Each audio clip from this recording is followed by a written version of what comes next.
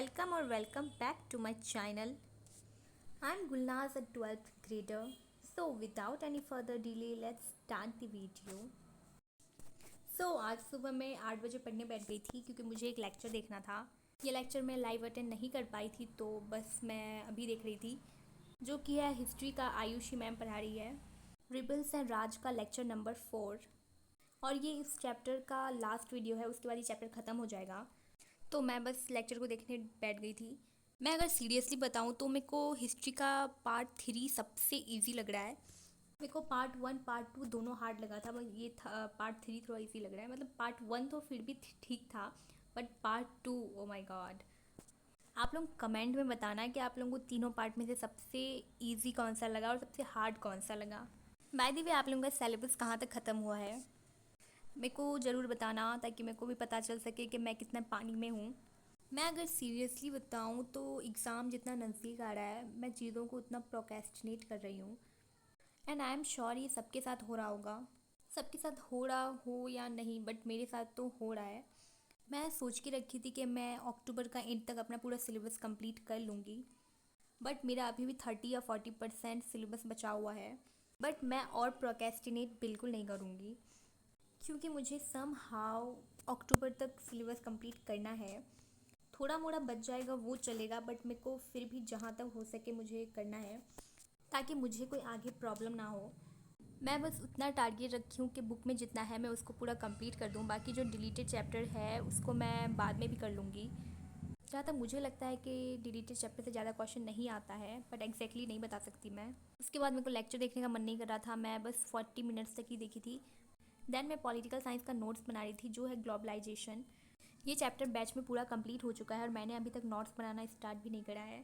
Some how मेरे को दूसरा चैप्टर का नोट्स बनाने से पहले इस चैप्टर का नोट्स कंप्लीट करना है, ताकि बाद में बर्डन ना रहे। अगर नोट्स बहुत सारा हो जाता है तो सच में बनाने का मन नहीं करता है, इसलिए चैप्टर वाइज ही बनाना सही रहता है। Notes banana is such a good decision for me, because अभी मेरे को रिवाइज़ करने में ज़्यादा प्रॉब्लम नहीं होता है। मैं अभी सारा नोट्स देख लेती हूँ तो मेरा हो जाता है रिवाइज़। और अगर तुम एनसीईआरटी रीडिंग एक बार कर चुके हो तो तुम इजीली नोट्स से सब कुछ याद कर सकते हो। अगर नोट्स में कोई टॉपिक अगर समझ में ना आए तो बुक में अंडरलाइन कर लो, ताकि अगर तुम नोट्स से नहीं पढ़ पाओ तो तुम बुक खोल के देख लो कि अच्छा वो ऐसा था। लिटरली इससे बहुत हेल्प होगा। मैं तो हर एक चैप्टर्स का नोट बनाती हूँ। हाँ, जो ज़्यादा थ्योरी बेस्ड है तुम उसको मत बनाओ, बट जो कंसेप्चुअल है तुम उसका नोट्स तो बना ही सकते हो। Just like history and pol science, तुमको इसका नोट्स बनाना ही पड़ेगा, क्योंकि इसमें इतनी सारे डेट्स और थीम्स है कि तुम्हें बिना नोट्स के याद नहीं रहेगा। देन अब मैं आप लोगों को दिखाती हूँ कि मैंने कितना नोट्स बनाया। ये चैप्टर थोड़ा सा छोटा था तो मेरे को ज़्यादा टाइम नहीं लगा पूरा चैप्टर का नोट्स बनाने में, इसलिए मैंने पूरा कंप्लीट ही कर दिया, ताकि बाद में और कोई बर्डन ना हो। नोट्स वोट्स तो फिर भी ठीक है, बट आपको रिवाइज करने के लिए एक बेस्ट सोर्स चाहिए, जिससे आपका कंसेप्ट एकदम क्लियर हो जाए। और मैं ओसवाल का रेफरेंस बुक रिकमेंड करूँगी, इससे आपका कंसेप्ट भी क्लियर हो जाएगा और क्लैरिटी भी मिल जाएगी।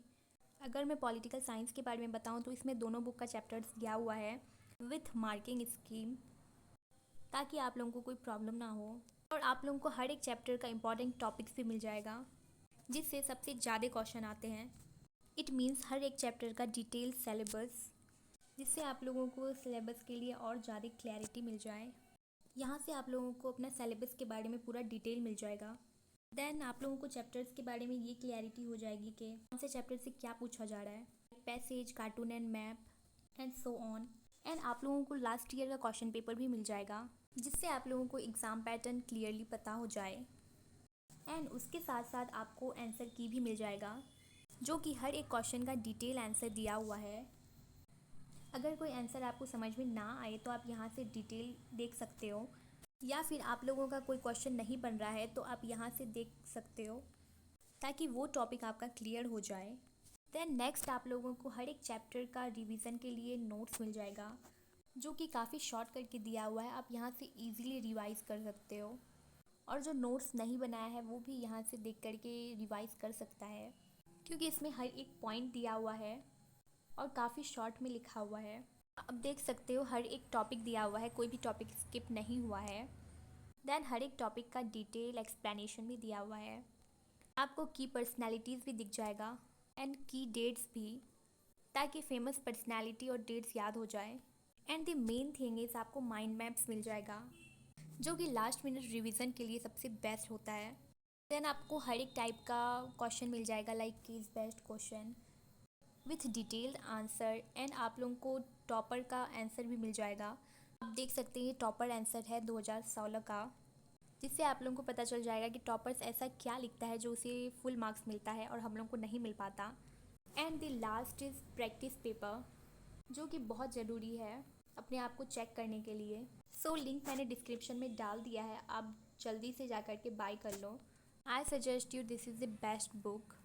देन मैं ग्लोबलाइजेशन चैप्टर को रिवाइज करने बैठ गई थी, क्योंकि चैप्टर ख़त्म होने के बाद सबसे ज़रूरी चीज़ होता है रिवाइज़ करना। अगर आप रिवाइज़ नहीं करोगे तो आप भूल जाओगे, और ऐसा मेरे साथ भी होता है और हमेशा ही होता है। मैं कितना कोशिश कर लूँ बट एट दी एंड भूलना ही है, इसीलिए बार बार रिवाइज़ करने से वो आपके माइंड में बैठ जाएगा। अब रिवीजन के लिए ऑब्वियसली बार बार एनसीईआरटी तो नहीं खोल सकते, क्योंकि एनसीईआरटी में इतना थ्योरी बेस्ड होता है, इतना पढ़ते पढ़ते तो बाप रे। इसीलिए डिटेल में पढ़ने से अच्छा है कि शॉर्ट में पढ़ लो, ताकि आप लोगों को ये तो आइडिया हो जाएगा कि अच्छा ये यहाँ पे था, ये यहाँ पे था। बट ऐसा नहीं है कि एनसीईआरटी पढ़ो ही मत, आप लोगों को एक बार एनसीईआरटी रीड ज़रूर करना है। मैं भी हर एक चैप्टर का एनसीईआरटी रीडिंग करती हूँ। वैसे तो ग्लोबलाइजेशन मैंने सोशियोलॉजी में भी पढ़ा है। सोशियोलॉजी में पता नहीं मैंने कितनी बार पढ़ लिया है, बट पोल साइंस में मैं इसे डिटेल में पढ़ रही हूँ तो इससे अच्छा क्लैरिटी हो रहा है मेरा। और मैं सच बताऊँ तो सोशियोलॉजी एक ऐसा सब्जेक्ट है जो हर एक सब्जेक्ट से कनेक्ट रहता है। उसमें आपको हिस्ट्री भी मिल जाएगा, पोल साइंस भी मिल जाएगा, आपको इकोनॉमिक्स भी मिल जाएगा एंड व्हाट नॉट। इसीलिए सोशियोलॉजी में सबसे ज़्यादा थ्योरीज़ है। उसके बाद मेरा रिवीजन किया हुआ हो गया था तो एंड में सो गई थी थोड़ी देर। उसके बाद मैं शाम में पढ़ने बैठ गई थी, क्योंकि मेरे को हिस्ट्री पढ़ना था। बेसिकली हिस्ट्री का मेरे को वन शॉट देखना था, रिबिल्स एंड राज वाला चैप्टर का, क्योंकि वो चैप्टर ख़त्म हो चुका है। उसके बाद मैं वन शॉट देखती हूँ, जो कि PW समीर सर से। लिटरली बताऊँ तो समीर सर बहुत अच्छे से पढ़ाते हैं। मैं ये बहुत सारे वीडियोस में बोल चुकी हूँ।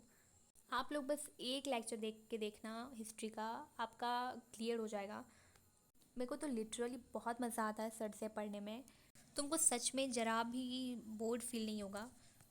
रिपल्स एंड राज वाला चैप्टर तो ऐसे ही थोड़ा इंटरेस्टिंग है। ओके, अब मैं आप लोगों को लाइव अपडेट देती हूँ थोड़ा सा। आप लोगों में से बहुत किसी ने मेरे को कमेंट करा था कि वीडियोस क्यों नहीं आ रहा है, वीडियोस जल्दी लाओ। तो भाई मैं सीरियसली बता दूँ कि मेरा फ़ोन पानी में गिर गया था, छपाक।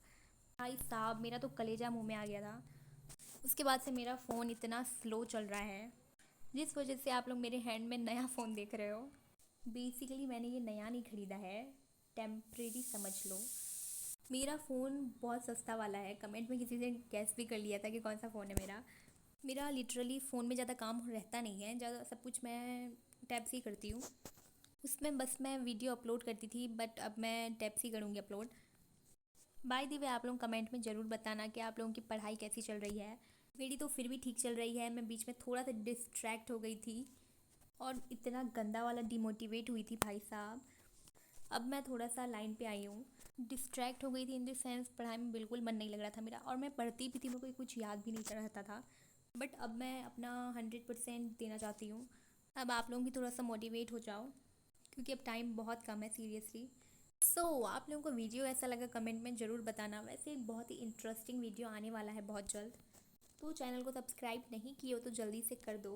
Bye bye, love you all.